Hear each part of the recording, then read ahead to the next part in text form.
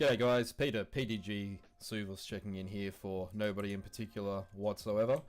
Today, I'm going to talk about something that's very difficult to explain, but everyone knows exists in CSGO and obviously every other esports game, but specifically in CSGO. This notion of game sense, an understanding of where the player will be, when they'll be there, and trying to put the pieces together.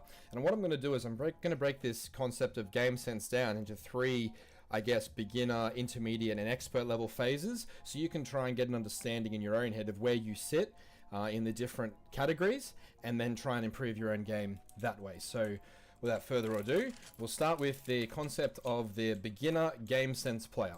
So the example I'll use today is a role-playing sense from the T side.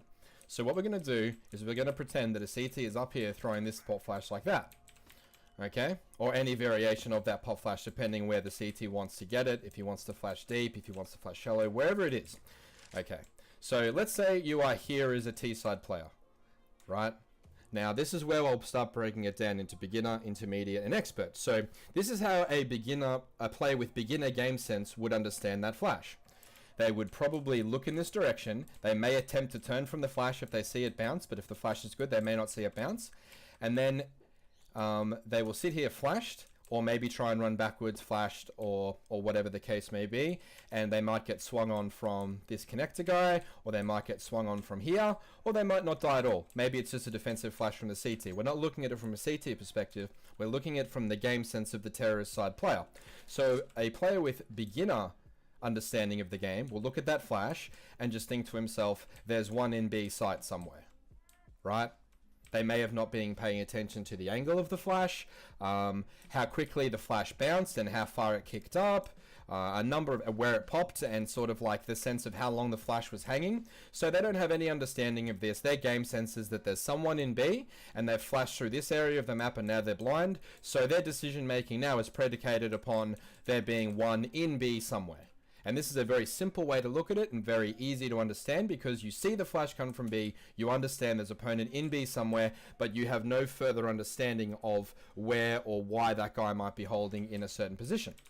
Okay, so now we'll look to the intermediate game player who's faced with this exact same flashbang. So the intermediate player might get flashed and immediately start spraying at one of these positions because they're scared of getting stepped on.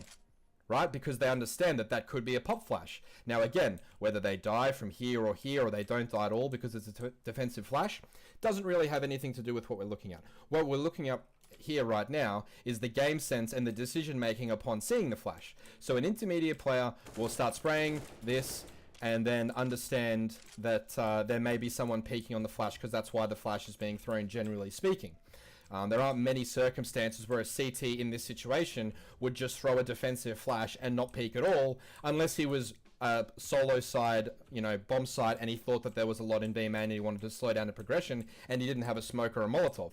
But as you can see, this is where I'm going with the expert understanding of the game. So the intermediate player will sit here spraying, he may die, he may not, but now he'll understand that there's possibly two in B because that was a pop flash. He doesn't know if checkers are clear, and he might communicate to his teammate or just think to himself, I still need to clear this area because it's not fully clear and that could have been a pop flash, right?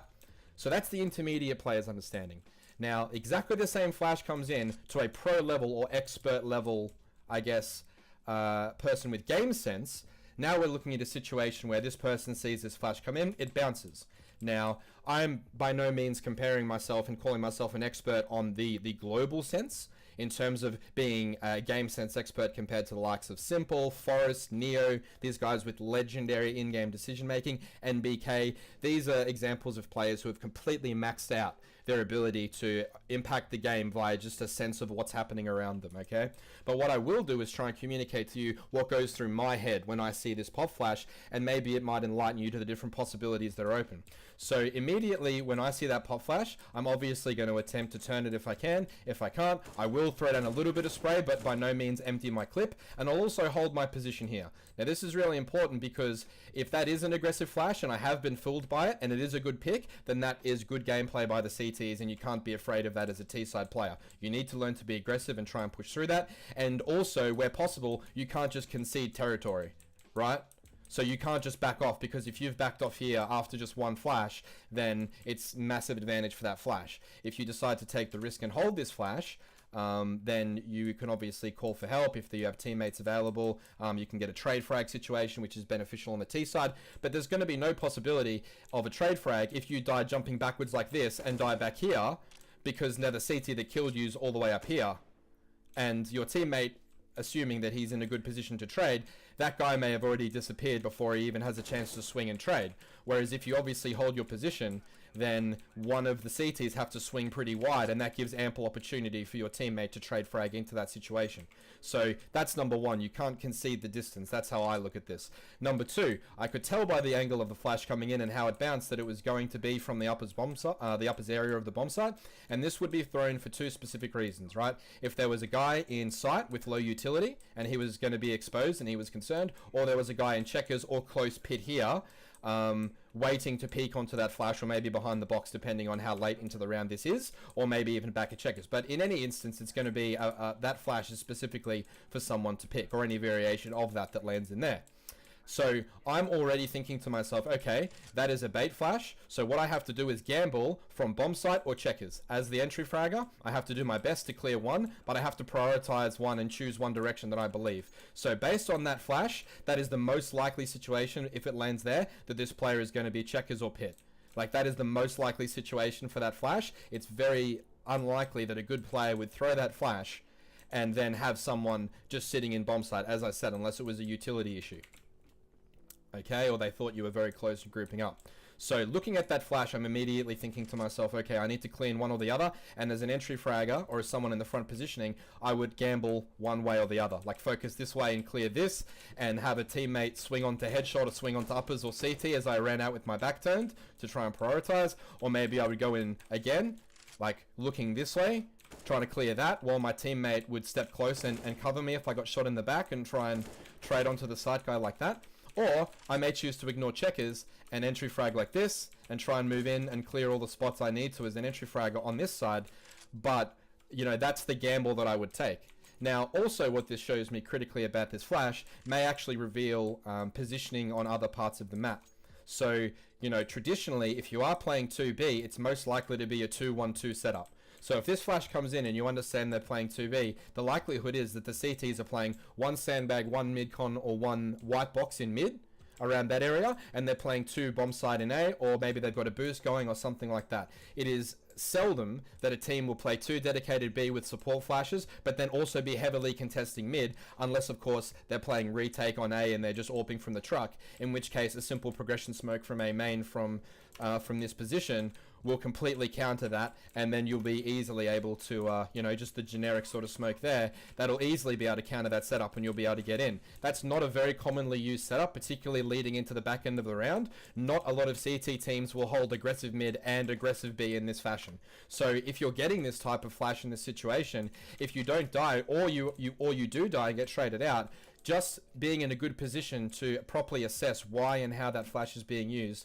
is going to give you the best possible chance of success, both at your choke point and at the other choke points, right? So you can immediately see in the 3 levels I've broken this down, it's like, where do you sit in this situation? Are you the guy that just sees the flash and understands that there could be someone and doesn't really put all the pieces together? Are you the player that understands that it could be a pop flash, and so you're retreating but you're spraying and you're giving away map control and conceding to that flash? Or are you more of the a team-based player, or someone who uses a large amount of consideration in their decision making, and this manifests itself in the game sense? So one important thing to note as we close on this, because I think you all understand the concept of what I'm trying to get across, is that when you talk about naturally talented players, most of them have a great game sense from day one.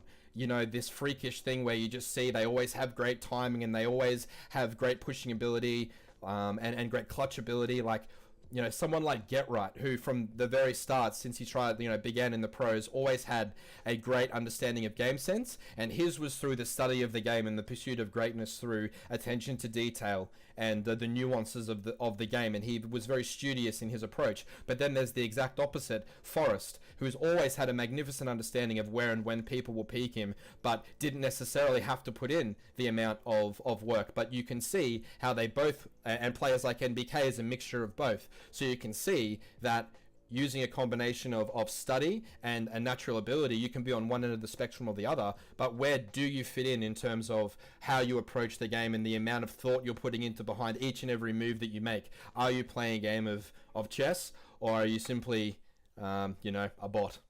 It doesn't matter where you sit if that's where you want to be, but if you're not paying attention to how to progress that element of your game, no matter how good your aim gets, if your game sense doesn't grow with your mechanical ability, then you'll forever be that player who's getting caught out of position and getting spammed through smoke and being in the wrong position. So having and taking time to evaluate your own game sense, put your game sense in context, and then work on, when you see flashes, really look at, and when you die in CSGO or any game for that matter, really start to look at the pieces as to why you died, and try your best, even though you might just be playing pugs and there can't be rhyme and reason. A lot of the times you are getting caught off by slightly more experienced players doing slightly more experienced game moves. And you are a great player with great aim, but you find yourself constantly losing duels on unfavorable angles. This all comes into the game sense of things, and why players locally like APOC is able to have such a great impact when he joined Chiefs, because he has such an amazing game sense that players like Texter, who have a game sense who is equal to that of APOC, but he's much, much earlier on in his career. And with those two styles mixing together, an impact player with great game sense from your fragging role and a player with great game sense from a strategic role in APOC, you can see why very quickly that team had great chemistry and was able to reach an extremely high level very, very quickly. So it's not just about aim, guys. It's not about being the young, talented guy who can get 30 kills a game. It is, what is your understanding? Because at some point, everyone's aim is really, really good. And only the top 1% of the 1% even stand out from an individual standpoint. Most pros have a very, very high level of aim, and it's this notion of game sense and understanding and the understanding of your role. Because if your game sense is there, your understanding and your ability to flesh out what a round looks like to you, and then therefore how clearly you're able to define your own role in a strategy, that is all part and parcel of having really good game sense. It's impossible to be able to identify and fulfill a role if you don't have a sense of what your role means to the overall strategy. So working on your game sense and being incredibly self-aware is the number one thing that will turn you into from a sharp player who gets peeked off a lot to someone who's constantly contributing to the game and having a high ADR, not just having isolated rounds where you have great aim and then being shut down for a majority of the match. So I hope this was enlightening. I just thought of it as a spur-of-the-moment video. This isn't part of some series. I just thought that, while I was on the train of thought myself, I may as well put it down and record it and see if it helped anyone out there. So thanks for your time, and I'll see you next time, whenever the hell that'll be. Peace.